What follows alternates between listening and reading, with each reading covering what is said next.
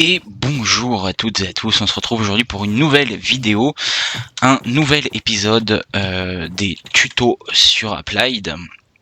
On va remettre le jour même s'il se lève, ouais non c'est bon il se lève, pas la peine. Donc du coup, dans cet épisode, qu'est-ce qu'on va faire? On va voir, donc rappel, la dernière fois on avait vu comment automatiser la production de Certus. Aujourd'hui on va voir comment on va dire faire une usine semi-automatique à processeurs. Alors les processeurs, pour rappel on a déjà vu quelques-uns, on les a pas tous vus, on a vu 2 sur 3. C'est ces choses-là. Voilà, donc pour rappel, il y en a un en diamant et un en or qu'on a vu, et il y en a un en Certus qu'on verra dans l'épisode là du coup. Et donc on va voir ça et on va du coup aller jusqu'à faire notre début de stockage, on va dire. Donc pour commencer, là vous voyez que j'ai déjà setup un petit peu le truc pour vous montrer ce que ça donne, donc voilà. En rendu final ça donne ceci, et donc après c'est mon installation à moi, libre à vous de faire autrement si vous préférez faire autrement, de mettre plus de machines ou moins de machines si vous préférez en mettre plus ou moins. Là sachez juste qu'il y en a 10 à chaque fois sur chaque ligne. Donc on a une automatisation des processeurs et on a aussi une semi-automatisation des Certus chargés. Donc je vais vous montrer comment on fait ces lignes là, vous expliquer comment ça marche. Petite information quand même, alors je vais en profiter, je vais aller remplir mes machines, on regardera à la fin de la vidéo où ça en est. Donc petite information, je vais pour cette vidéo utiliser des modes différents d'Applied. Je ne vais pas utiliser que Applied. Alors pardon, je fais n'importe quoi là, voilà. Je vais pas utiliser que Applied, je vais utiliser d'autres modes. Donc dans ces modes il y a mécanisme, il y a Flux Network et Pipez, et aussi alors attendez, et aussi voilà Ender Chest. Donc Flux Networks qui est là, donc ça c'est pour l'énergie, Ender Chest qui est pour transférer des items à distance, mécanisme on va l'utiliser pour les câbles en énergie, et Pipez pour les tuyaux pour les items. Donc je finis de remplir ça et on attaque tout de suite. Hop hop hop. L'idée c'est de regarder à la fin de la vidéo où on en est. Hop. Je vous expliquerai aussi pourquoi est-ce qu'on met autant d'items. Enfin, pourquoi est-ce que moi j'en mets autant en tout cas. Hop. Et voilà. On va faire une belle ligne comme ceci de redstone. Voilà. Donc en gros moi généralement j'aime bien pour le début de mon installation me faire 3 stacks de chaque processeur. Pourquoi? Parce que ça me met assez en confort, on va avoir besoin de pas mal de processeurs dans l'avenir, et donc du coup ça me met plutôt en confort par rapport au craft à venir avant d'avoir l'autocraft. Donc là on va être juste avant l'autocraft, et du coup je vais tout d'abord commencer par vous montrer les crafts des items qu'on va voir dans cet épisode là. Je vais aussi faire un petit rappel, hein. Donc rappel, voilà, pour les presses, donc on a ça pour la partie silicone, on a ça pour le diamant, pour l'or c'est pareil sauf qu'on met de l'or ici, et ça pour l'engineering processor, et pour le logic processor qui est fait en or on met un printed logic circuit à la place du printed engineering circuit. Ensuite, donc dans les machines que vous voyez là, donc ça c'est des inscribers. Si je l'ouvre, voilà, vous voyez qu'il y a des calculation press qui sont dedans. Ces presses, donc on avait vu qu'on peut les récupérer dans les météorites. Sachez que on peut aussi les crafter, mais il faut en avoir au moins une pour crafter les suivantes. D'ailleurs, ça marche là? Oui, ça marche. Donc pour les crafter, c'est pas bien compliqué, vous mettez une presse, donc c'est dans un inscriber hein, que ça se passe, vous mettez la presse que vous voulez crafter en haut, un bloc de fer, et ça vous donne une nouvelle presse. Ensuite, donc là on va voir le calculation processor, donc on prend la calculation press, un Certus quartz crystal, et ça me donne une printed calculation circuit. Et ensuite pour le processor, on met le printed calculation circuit en haut, un printed silicone en bas, et une redstone dust au milieu, et ça nous donne notre calculation processor. Ensuite, alors là on reprend les 1K MI Storage Component. Rappel, on les avait vus hier, ils sont juste ici, voilà.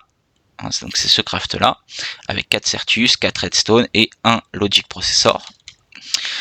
Et donc là, on va prendre 3 1K ME Storage Component, une Quartz Glass, 4 Redstone et un Calculation Processor.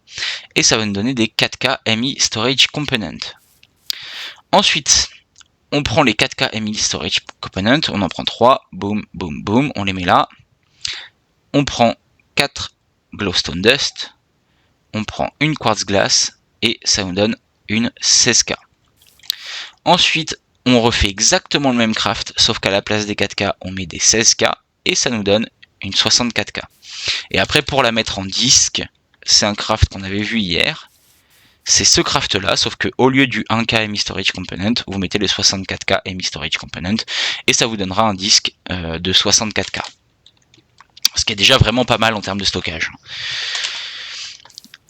Donc, du coup, maintenant qu'on a vu ça, sachez, petite précision, que pour faire un 64K MI Storage Component, il vous faudra 27 1K MI Storage Component. Bon, voilà, on va remonter la chaîne à l'envers. Pour faire un 64K, il faut 3 16K. Pour faire 3 16K, bah, du coup, il faut 3 x 3 4K, donc 9 4K. Et pour faire 9 4K, et ben, du coup, il nous faut 9 x 3 1K, soit 27 1K. Donc du coup, on va de suite passer à ces lignes de montage, vous expliquer comment elles sont montées, vous montrer un petit peu, et vous expliquer comment ça marche exactement. Et les choses importantes à retenir. Donc on va aller, normalement j'avais posé un petit coffre, voilà.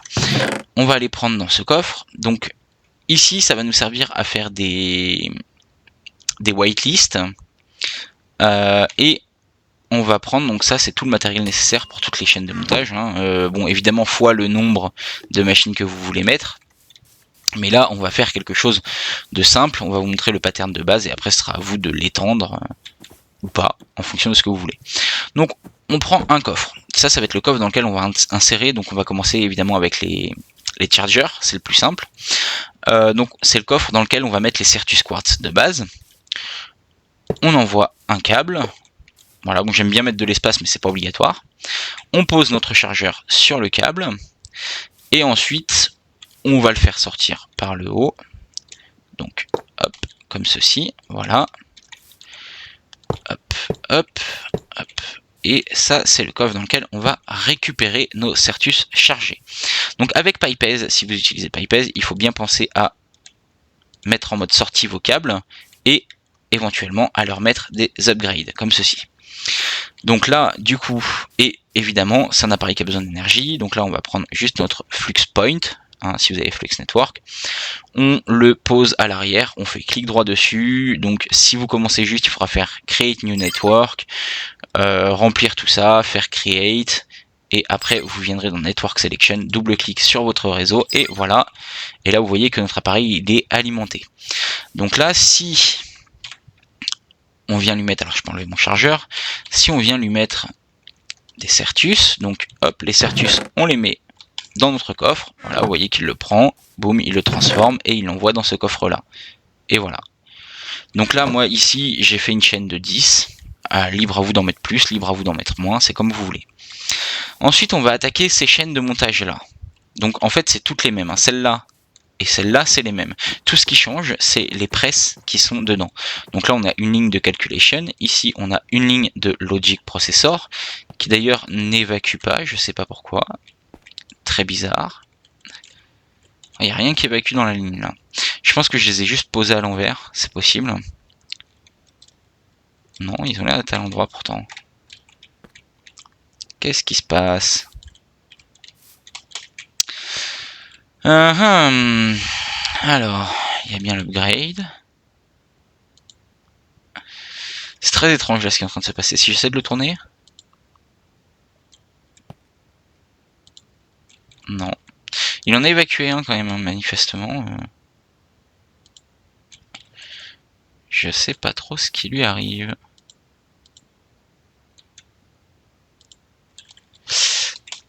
Là, ils sont bien réglés sur sortie, pourtant. Ah, là, ça a évacué, mais pas là. C'est super bizarre, là, ce qui s'est passé avec mes processeurs. Est-ce que c'est pareil ici? Non. Alors que c'est monté pareil, hein, pourtant. Bon. Je vais pas perdre plus de temps là-dessus, je vais vous montrer tout de suite comment elle se fait, cette chaîne-là. Donc, je vais vous la montrer de manière individuelle, hein. Donc de manière individuelle, boum, on pose notre coffre d'entrée, on pose un tuyau, bon encore une fois je laisse un espace, et on va poser notre inscriber dessus. Donc ici c'est le côté face de l'inscriber, et ici c'est le dos de l'inscriber. C'est important à retenir. Donc, oui d'ailleurs je fais n'importe quoi, hop, hop, hop, hop, hop, voilà. Donc on règle bien notre coffre sur sortie, hop, on met notre upgrade dedans, et ici on va sortir les items par derrière. Voilà, comme ceci, et on va poser un coffre là. Donc, du coup, il faut aussi penser à l'alimenter en énergie. On va lui mettre, mince, on va lui mettre un flux point ici. Hop, tac, et tac. Ok. Donc, maintenant, attendez, je suis perturbé par ce qui se passe là-bas. Bon, c'est pas grave, je vais me reconcentrer. Excusez-moi. Donc du coup, ici, on va venir mettre, alors je sais pas, la presse que vous voulez, hein, donc ça c'est pour faire les parties qui sont là, du coup, donc les printed circuits, peu importe, calculation, printed silicone, engineering ou logic, on s'en fiche, ça marche exactement de la même manière. Donc on va venir lui mettre une presse, peu importe laquelle. Hop, voilà, on va prendre la silicone par exemple. Donc la presse, elle se met en haut, comme ceci. Et on va prendre du silicone qu'on va venir mettre. Non, j'ai sauté une étape là. Donc on va venir prendre, je disais, du silicone. Voilà, ça c'est mieux. Qu'on va venir mettre ici, voilà, il les met dedans, boum, c'est en train de faire son petit processing. Hop, c'est fait, et il évacue encore pas, pourquoi? Ah oui, là c'est parce que j'ai pas réglé la sortie, c'est pour ça. Donc là, voilà, bam, et voilà, vous voyez que là il évacue et ça atterrit bien dans le coffre. Là j'ai mis des Ender Chest, je vous explique pourquoi tout de suite après. On va passer au pattern le plus compliqué, c'est celui-ci. Alors en fait, il a l'air compliqué, mais en réalité il n'est pas si compliqué que ça. Il y a quand même quelques éléments très importants à retenir, qui se passent surtout à ce niveau-là, et au niveau de la manière dont on dispose nos câbles. Je vous explique en vous montrant. Donc on va avoir un coffre, ici. Et ce coffre-là, il va avoir impérativement 3 sorties. Voilà, comme ceci. On va les régler en sortie, cette fois on n'oublie pas, on met l'upgrade, hop, hop, hop, voilà. Et ensuite, on va venir amener ce câble là, on va poser notre inscriber dessus, et on va venir amener ces tuyaux sur l'inscriber. Ceux-là, faut les débind, voilà, comme ceci. Hop, hop. Et celui-ci, il va venir au-dessus. Donc on prend un bloc en plus. Pourquoi? C'est pour faire passer notre énergie en fait. Je vais en poser un deuxième pour vous montrer. Hop. Alors, je vais étendre tous mes câbles, histoire que vous voyez. Et donc on fait notre sortie derrière. On pense bien à la régler. Ça m'arrive aussi tout à l'heure, ça.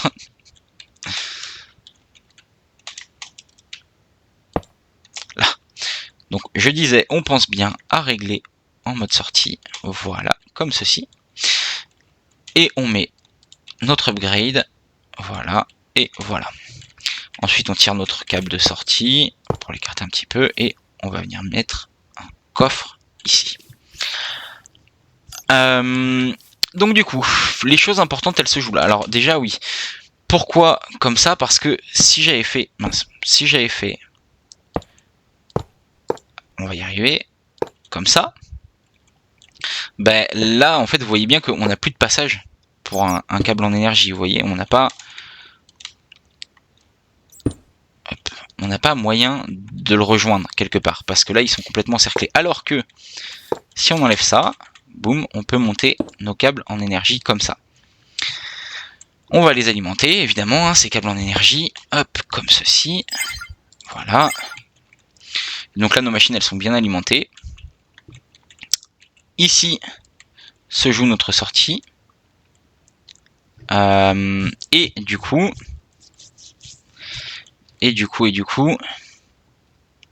Ah, je suis désolé, faut que j'aille voir. J'ai une idée de pourquoi ça merde. Faut que j'aille voir. Non, même pas. Ben je sais pas pourquoi ça déconne là. Je vais pas vous mentir, j'ai aucune idée de ce qui peut se passer. Parce qu'ils sont bien réglés. Alors des fois il y a des petits bugs hein, aussi comme ça, donc faut faire attention. Hop, on va essayer de le casser peut-être. Tac, tac, tac. Ouais voilà, bon, c'était un bug du câble en fait. Hein. Bon. Donc du coup, on revient ici. On va passer à la partie importante, je disais. Donc là, on sait qu'on va insérer des items dedans et on va les sortir. Donc principe même que celui-ci, sauf que il va falloir créer des filtres. Donc pour créer ces filtres avec Pipez, en tout cas, c'est pas très compliqué. Hop. On retient comment se craftent les choses. Donc en bas tout le temps printed silicon, au milieu tout le temps redstone, et en haut ce sera les printed calculation, logic ou engineering circuit. Et en fait, on va mettre ça en filtre justement. Donc on va mettre des whitelist. Donc ici c'est le câble qui va au milieu, donc on va whitelist la redstone. Voilà, vous voyez, hein, item redstone, whitelist. Ici c'est le câble qui va en bas, donc on va whitelist le silicone.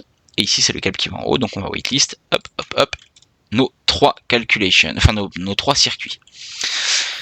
Sachez que cette chaîne de montage là, vous pouvez aussi vous en servir si jamais vous l'utilisez applied pour faire les powders. Donc pour rappel, les powders, non, dommage, faux espoir. Les powders, voilà, ça se fait comme ceci, donc dans un inscriber avec un Certus Quartz Crystal qui donne une Certus Quartz Dust. Et la Flix Powder se fait de la même manière, mais avec des Flix Crystal. Si jamais vous décidez d'utiliser vos inscribers pour ça, c'est cette chaîne de montage là qu'il va falloir utiliser, pas les autres. Cette chaîne. Et tout ce que vous avez à faire, donc on va prendre une Certus Powder par exemple, voilà, un Certus Quartz, pardon.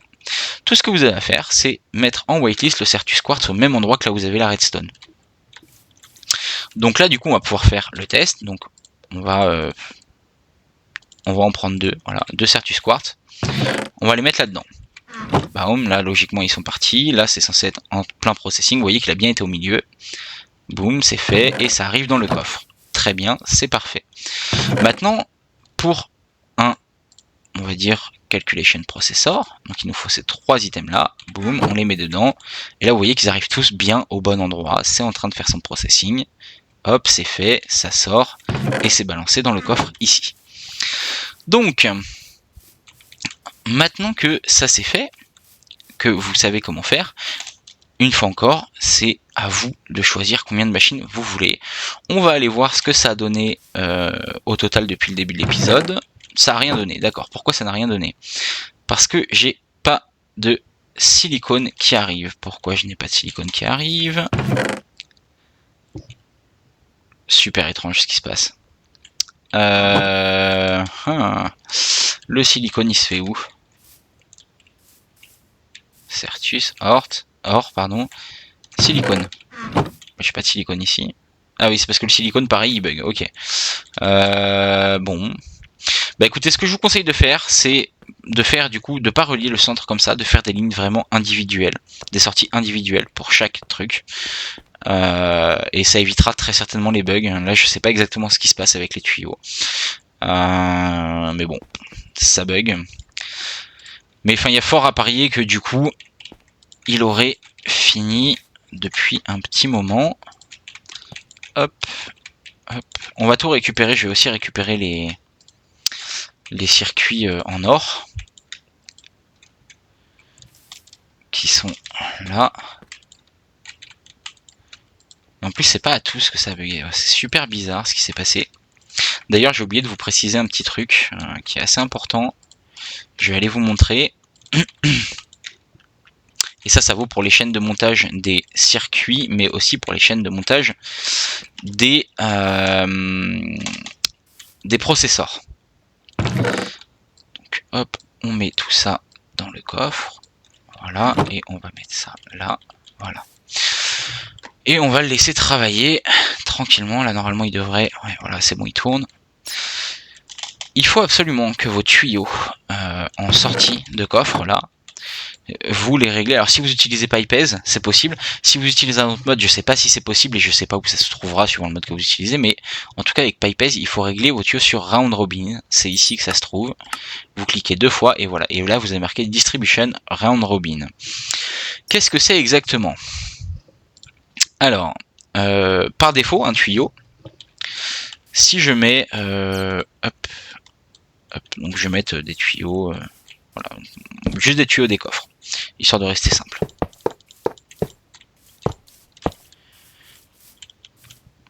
Donc si je mets,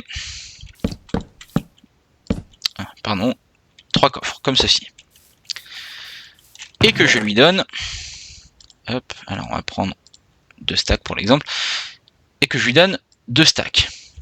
Il faut que je règle sur sortie aussi, évidemment. Alors attendez, hop.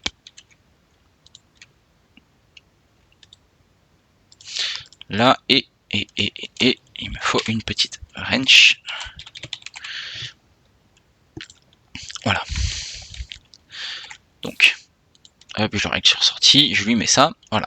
Donc là, si je mets... Mais c'est super bizarre ce qui se passe là-haut. J'ai l'impression que c'est mes item pipe qui sont... Ah non, c'est qu'ils ont une whitelist. Ok, d'accord. Là, voilà. Donc là, voilà. Donc, vous voyez que tout est parti de ce coffre-là. Et si je ouvre ce coffre-là, tout est ici. Donc ça, c'est le système de distribution de base du coffre. En fait, il donne au premier inventaire qu'il trouve sur son chemin. Si le premier inventaire accepte. Si je le mets en round robin, donc là, vous voyez, j'ai tout enlevé du coffre. Tac. Donc, je vais lui redonner les 2 stacks de Certus. Voilà.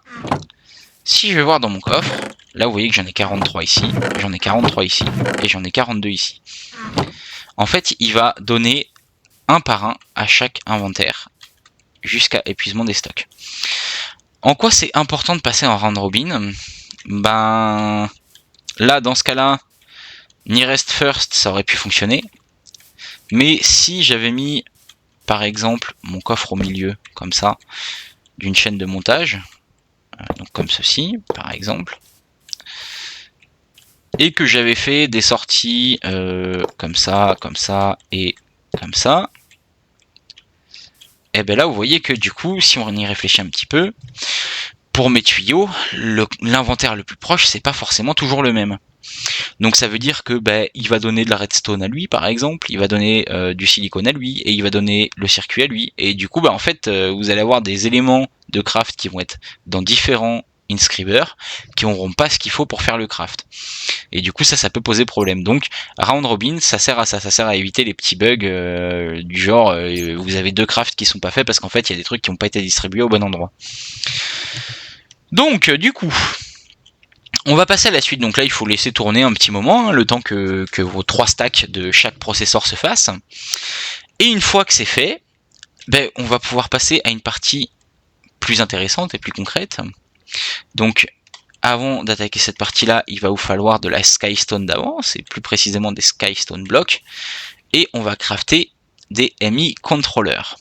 Alors, pour ce que je vais vous proposer, il va vous falloir un petit peu plus d'une stack de MI controllers, et donc je vais vous proposer de faire une forme simple. Voilà, donc, et après je reviens vers celle-ci pour vous expliquer. Donc la forme que je recommande pour les MI controllers, c'est une forme de cube. Oh non, pire, vous en faites pas. Hop là, voilà. On va aller directement sur lui. Hein. Au pire, c'est une forme de cube, tout simple. Hein. Oubliez la ligne au milieu, oubliez les lignes là, je vous expliquerai après à quoi elles servent. Faites un cube tout simple, comme celui-ci. Et donc très important par contre, en dimension 7 par 7. Applied est un peu mauvais dans le sens où il ajoute certaines règles qui sont juste chiantes. Genre, enfin, il y a peut-être une vraie utilité, mais dans ce cas-là, moi je la comprends pas. Mais 7 par 7 parce que au-delà, votre Applied il plante. Regardez, si j'ajoute un bloc ici, boum, il est planté, il fonctionne plus. Il fonctionne plus du tout. Là, vous voyez que donc j'ai un terminal, si je vais dessus, il n'y a rien du tout. Alors que si je le casse, si je vais dessus, bon, il n'y a rien dans le stockage, mais là, voilà, on peut ajouter ça par exemple dans notre stockage. Boum, je mets ça, hop, là, il est planté complet, on n'a plus accès à rien. Donc ça, c'est une forme qui marche très bien et qui vous permet quand même de faire pas mal de canaux avant d'arriver à épuisement de vos possibilités. D'autant qu'on verra plus tard qu'il y a des appareils qui existent, enfin il y a des petites strates qui existent pour augmenter vos canaux, enfin pour optimiser un peu tout ça. Donc ce que vous pouvez faire quand même si jamais vous commencez à arriver à bout de canaux disponibles, c'est rajouter des barres au centre comme ça. Attention, il y a une règle. Si je veux, je peux poser ici, alors hop, je peux poser ici, rajouter une barre là, il n'y a pas de problème. Mais par contre, si ensuite je vais en rajouter une là, boum, applied et planté. Donc du coup, si vous voulez rajouter plusieurs barres, ben à vous d'essayer de trouver un moyen de faire, mais voilà, vous avez aussi l'option de faire comme ça. Alors cette option là, je sais pas si vraiment elle est plus utile que l'option qu'on a là, hein. Sincèrement je sais pas, mais bon voilà, c'est à vous de voir. Donc cette option là marche aussi. Vous pouvez évidemment étendre cette option sur plusieurs côtés comme ceci. Vous pouvez normalement aussi l'étendre en intérieur comme ceci. Donc voilà, ça vous laisse tout un tas de possibilités. Donc une fois que vous avez fait votre gros cube là, vous pouvez faire un câble. Donc comme ceci, je recommande très fortement l'utilisation de Smart Cable, parce que les Smart Cable, ils ont l'avantage de vous indiquer combien il y a d'appareils sur votre réseau, enfin sur ce canal là, sur le canal du câble, hein, j'entends bien. Pour rappel, un canal, pour un câble basique comme celui-ci, ne peut pas recevoir plus de 8 appareils. Enfin, un câble plutôt ne peut pas recevoir plus de 8 canaux différents. Cet appareil là, donc le ME terminal, compte comme un canal. Du coup, on va venir aussi en ajouter derrière. Donc là, moi je prends un dense, mais libre à vous de prendre un câble normal. Attention avec l'utilisation des denses, il faut essayer de les limiter au maximum, parce que c'est des choses, alors peut-être que ça a été fixe depuis, mais en tout cas, moi quand j'utilisais Applied, c'est des choses qui avaient tendance à générer du lag. Donc voilà, faire attention, pas utiliser des denses pour des réseaux qui n'ont pas besoin, enfin qui risquent pas d'avoir plus de 8 appareils dessus. Et même... on va dire pas plus de 20 appareils. Préférez doubler les câbles plutôt que d'utiliser du dense. Moi j'utilise du dense en règle générale pour mon stockage parce que je sais que je vais finir par faire une ligne de 32 à la fin. Et donc du coup on va craft aussi un 64K storage cell et un MI drive. Et voilà, on a notre début de stockage. Alors c'est pas grand chose, il faut faire attention avec les cells. Si je vais dessus, vous voyez que une cellule accepte maximum 63 types d'items différents. Donc c'est à ça qu'il faut faire attention. Et donc c'est évident que ce stockage, on va pas l'utiliser tout de suite pour mettre tout et n'importe quoi dedans. On va attendre d'en avoir plus, mais il va nous être utile en revanche pour l'autocraft qu'on va aborder du coup au prochain épisode. Et donc là pour l'instant ce stockage on va l'utiliser pour stocker uniquement des choses d'Applied et quelques matériaux, quelques matières premières dont on aura besoin potentiellement, donc de l'or, du fer, des diamants, du verre, ce genre de trucs. Mais voilà, on va essayer vraiment de limiter au maximum ce stockage en attendant qu'on ait notre autocraft pour les disques. Donc autocraft pour rappel qu'on verra au prochain épisode. Du coup, eh ben, ce sera tout pour cet épisode. Petit complément, hein, pensez bien à alimenter en énergie votre bloc de contrôleur, sinon ça marchera pas, hein, voilà. C'était la petite parenthèse, mais très importante quand même. alimenter votre contrôleur, et voilà. Et donc du coup, ce sera tout pour cet épisode. Je vous dis à plus pour un prochain épisode, je l'espère. Salut tout le monde, bonne soirée ou bonne journée quand vous regardez l'épisode. Salut.